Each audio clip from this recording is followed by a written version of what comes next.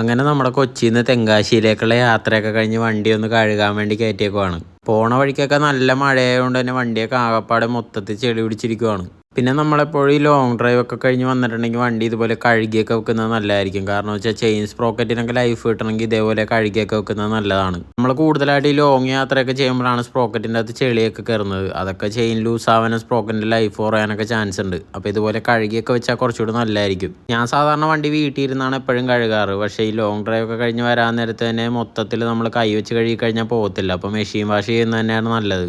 മെഷീനിലടിക്കുന്ന ഗുണം എന്താണെന്ന് വെച്ചാൽ നമ്മുടെ കൈ എത്താത്ത പല ഭാഗങ്ങളും ഉണ്ട് ഈ വണ്ടിയിൽ. അപ്പോൾ നമുക്ക് മെഷീനിലടിക്കുമ്പോൾ കറക്റ്റായിട്ട് പോയിൻ്റ് ചെയ്ത് അടിച്ച അഴുക്കുകളൊക്കെ കറക്റ്റായിട്ട് കളയാൻ പറ്റും. അപ്പോൾ എൻ്റെ അടുത്ത് ഈ വണ്ടിയായിട്ട് പോയപ്പോൾ തന്നെ കുറേ പേര് പറഞ്ഞായിരുന്നു ഇതുമായിട്ടൊക്കെ പോയാൽ ഭയങ്കര ബുദ്ധിമുട്ടായിരിക്കും, യാത്രയിൽ കംഫർട്ടൊന്നും ഉണ്ടാവില്ല എന്നൊക്കെ പറഞ്ഞായിരുന്നു. അവർക്ക് വേണ്ടിയാണ് ഞാൻ പറയുന്നത്, നമുക്ക് ഏത് വണ്ടിയായിട്ട് വേണേലും പോകാൻ പറ്റും ഇങ്ങനത്തെ യാത്രകളൊക്കെ. ഞാൻ കൊച്ചിയിൽ നിന്ന് തെങ്കാശിയിലേക്ക് പോയപ്പോൾ അപ്പ് ആൻഡ് ഡൗൺ ആയിട്ട് ഏകദേശം ഒരു 452 കിലോമീറ്ററോളാണ് വന്നത്. നമ്മൾ ട്രാവലിങ്ങിൻ്റെ ഇടയ്ക്ക് കറക്റ്റായിട്ട് ബ്രേക്ക് എടുത്ത് റെസ്റ്റ് ഒക്കെ ചെയ്ത് പോയി കഴിഞ്ഞിട്ടുണ്ടെങ്കിൽ എത്ര ലോങ് പോയാലും നമുക്ക് യാതൊരുവിധ ബുദ്ധിമുട്ടും വരില്ല. പിന്നെ ശ്രദ്ധിക്കേണ്ട ഒരു കാര്യം എന്ന് വെച്ചാൽ വണ്ടിയെല്ലാം നല്ല കണ്ടീഷൻ ആയിരിക്കണം. ഞങ്ങൾ ഇവിടെ നിന്ന് പോയപ്പോൾ അച്ചൻകോവിൽ വഴി തെങ്കാശിക്കാണ് പോയത്. അത് ഫോറസ്റ്റ് റൂട്ടാണ് എന്ന് പറയുമ്പോൾ ഈ ഒരു നോർമൽ 100cc ബൈക്കായിട്ട് അതുവഴി പോകുമ്പോൾ എന്ന് വെച്ചിട്ടുണ്ടെങ്കിൽ നമ്മൾ വണ്ടി കണ്ടീഷൻ അല്ലെങ്കിൽ അവിടെ നിന്ന് എന്തെങ്കിലും പണി കിട്ടിക്കഴിഞ്ഞാൽ പ്രശ്നമാണ്. അപ്പോൾ നിങ്ങളൊരു യാത്ര സ്റ്റാർട്ട് ചെയ്യുമ്പോൾ എന്തായാലും നിങ്ങളുടെ വണ്ടിയുടെ കണ്ടീഷൻ ഒന്ന് നോക്കുക. എന്തെങ്കിലും കംപ്ലയിൻസോ കാര്യങ്ങളൊക്കെ ഉണ്ടെങ്കിൽ അത് തീർത്തിട്ട് വേണം യാത്ര ചെയ്യാൻ വേണ്ടി.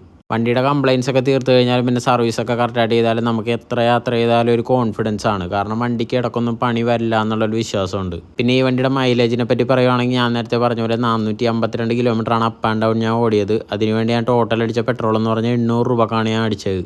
അപ്പോൾ എനിക്ക് കാൽക്കുലേറ്റ് ചെയ്ത് പറയാനൊന്നും അറിയില്ല. 452 കിലോമീറ്റർ ഓടാൻ വേണ്ടി ഞാൻ അടിച്ച പെട്രോൾ എന്ന് പറഞ്ഞാൽ ആകെ 800 രൂപക്കാണ്. അപ്പോൾ എത്ര മൈലേജ് കിട്ടുന്നുണ്ടെന്ന് കാൽക്കുലേറ്റ് ചെയ്ത് നോക്കിയാൽ മനസ്സിലാവും. അല്ലെങ്കിൽ ഈ വണ്ടി അങ്ങനെ തന്നെയാണ്, നമ്മൾ ലോങ് ഡ്രൈവ് ചെയ്യുമ്പോഴാണ് കൂടുതലായിട്ട് ഈ വണ്ടിക്ക് മൈലേജ് കിട്ടുന്നത്. നമ്മൾ ഇവിടെ സിറ്റിയിലൊക്കെ ഇട്ട് അങ്ങോട്ടും ഇങ്ങോട്ടൊക്കെ ഓടിക്കുമ്പോൾ ഇതിൻ്റെ മൈലേജ് കറക്റ്റ് നമുക്ക് അറിയാൻ പറ്റത്തില്ല.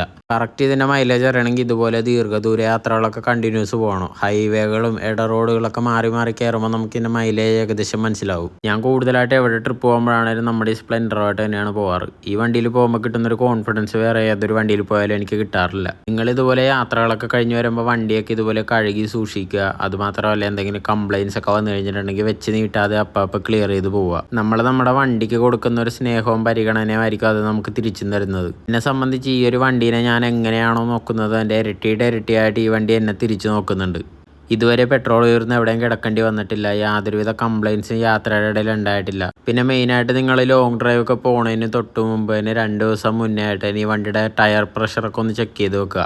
കാരണം എന്ന് വെച്ചിട്ടുണ്ടെങ്കിൽ ഇത് ട്യൂബ്ലെസ് ടയർ ആയതുകൊണ്ട് തന്നെ പെട്ടെന്ന് പഞ്ചറായി കഴിഞ്ഞാൽ നമുക്ക് അറിയാൻ പറ്റത്തില്ല. അപ്പോൾ 1-2 ദിവസം പോകുന്നതിന് മുമ്പ് തന്നെ അടുപ്പിച്ച് കാറ്റൊക്കെ അടിച്ച് ചെക്ക് ചെയ്ത് നോക്കുക. എന്നിട്ട് വേരിയേഷൻ വല്ലതും ഉണ്ടോ എന്ന് ചെക്ക് ചെയ്ത് കറക്റ്റ് ആക്കുക. വേറെ ഈ വണ്ടിയിൽ ഒന്നും തന്നെ ശ്രദ്ധിക്കാനില്ല, നമ്മൾ പെട്രോൾ ഓടിക്കുക അത്രമാത്രം.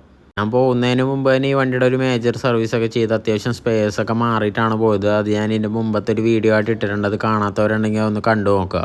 അപ്പോൾ വാഷിങ്ങിന് പറ്റിയപ്പോൾ ആദ്യം തന്നെ ഡീസൽ വാഷ് കഴിഞ്ഞിട്ട് അവരിപ്പോൾ ഫോം വാഷിലേക്ക് കടന്നിട്ടുണ്ട്. ഫോം വാഷും കൂടി കഴിയുമ്പോൾ വണ്ടി ഏകദേശം അടിപൊളിയാവും. പിന്നെ എൻ്റെ അടുത്ത് കുറേ പേര് ചോദിച്ചൊരു കാര്യം എന്ന് വെച്ചാൽ 2025 ഇപ്പോൾ ലേറ്റസ്റ്റ് ആയിട്ട് ഇറങ്ങിയേക്കണ സ്പ്ലെൻഡർ ആണോ അല്ലെങ്കിൽ ഞാനിപ്പോൾ യൂസ് ചെയ്യണ സ്പ്ലെൻഡർ ആണോ കൂടുതൽ ബെറ്റർ എന്ന് ചോദിച്ചായിരുന്നു. അപ്പോൾ ആക്ച്വലി 2025 മോഡൽ വണ്ടി റോട്ടിൽ കൂടി പോകുന്നതല്ലാണ്ട് എനിക്ക് നേരിട്ട് ഈ വണ്ടി ഇതുവരെ ഓടിക്കാൻ കിട്ടിയിട്ടില്ല. അപ്പോൾ എനിക്കത് ഓടിച്ച് നോക്കിയാലോ അല്ലെങ്കിൽ കുറച്ച് ദിവസം യൂസ് ചെയ്ത് നോക്കിയാലോ എനിക്ക് അതിൻ്റെ കറക്റ്റായിട്ടുള്ളൊരു ഉത്തരം പറയാൻ പറ്റുള്ളൂ. അപ്പോൾ എപ്പോഴെങ്കിലും എനിക്ക് ആ വണ്ടി ഒന്ന് ഓടിക്കാൻ കിട്ടുവാണെങ്കിൽ അല്ലെങ്കിൽ ആ വണ്ടി എൻ്റെ കയ്യിൽ കിട്ടുവാണെങ്കിൽ ഒരു കമ്പാരിസൺ വീഡിയോ ഉറപ്പായിട്ട് ഞാൻ ചെയ്യുന്നതായിരിക്കും. അപ്പോൾ ഇതാണ് വണ്ടി വാഷിംഗ് ഒക്കെ കഴിഞ്ഞിട്ടുള്ളൊരു ഫൈനൽ ലുക്ക്. ചെളി അഴുക്കെല്ലാം പോയി കഴിഞ്ഞപ്പോൾ വണ്ടി വീണ്ടും പഴയ പോലെ ആയിട്ടുണ്ട്. അപ്പോൾ ഇതൊരു ചെറിയ വീഡിയോ ആണ്. ഞാൻ യാത്ര പോയി വന്നതിൻ്റെ ചെറിയൊരു ഫീഡ്ബാക്ക് മാത്രമാണ് ഞാൻ ഈ വീഡിയോയിലൂടെ പറഞ്ഞത്. അപ്പോൾ നമുക്കിനി വേറൊരു വീഡിയോ ആയിട്ട് കാണാം.